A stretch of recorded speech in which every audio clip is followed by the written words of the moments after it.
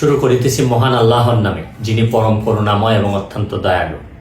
আপনারা যারা আমার ফ্রেন্ড ফলোয়ার আছেন, বিভিন্ন সময় বিভিন্নভাবে আমার উপর কষ্ট পেয়েছেন, তাদের উদ্দেশ্যে একজন সাবেক এমপি হিসাবে আমি দুটি কথা বলতে চাই। আমি আপনাদের এই সংস্কার, কোটা সংস্কার যে আন্দোলন, এই আন্দোলনে বা বৈষম্য বিরোধী ছাত্র আন্দোলন, এই আন্দোলনে কোটা সংস্কারের জন্য আমি সবসময় আপনাদের সাথে ছিলাম এবং এটাতে যারা আহত নিহত হয়েছেন তাদের পক্ষেও, এই বিচারের পক্ষেও আমি ছিলাম। কিন্তু আমার ব্যর্থতা হচ্ছে কি, আমি আপনাদেরকে বুঝাইতে পারি নাই।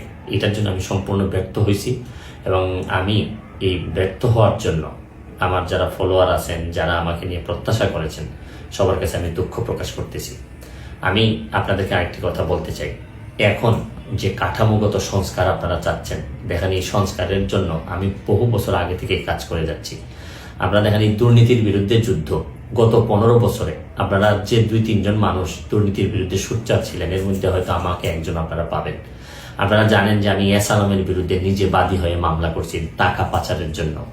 আপনারা জানেন যে আওয়ামী লীগের বর্তমান কমিটির যিনি প্রচার সম্পাদক আব্দুস সুবহান গোলাপ, তার আমেরিকাতে 9 বাড়ি থাকা নিয়ে আমি নিজে বাদী হয়ে মামলা করছি।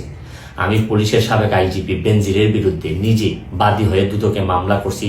মহান সংসদে আমি তার বিরুদ্ধে বক্তব্য দিছি। মতিউর যে কর কমিশনার মতিউরের বিরুদ্ধে আমি মামলা করছি। আমি সালাম মুর্শিদির বাড়ির নিয়ে মামলা করছি।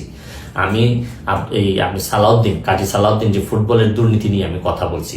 ওসি মুয়াজ্জেমের বিরুদ্ধে আমি নিজে মামলা করছি, করে তার 8 বছরের সাজা হয়েছে ডিজিটাল নিরাপত্তা আইনে।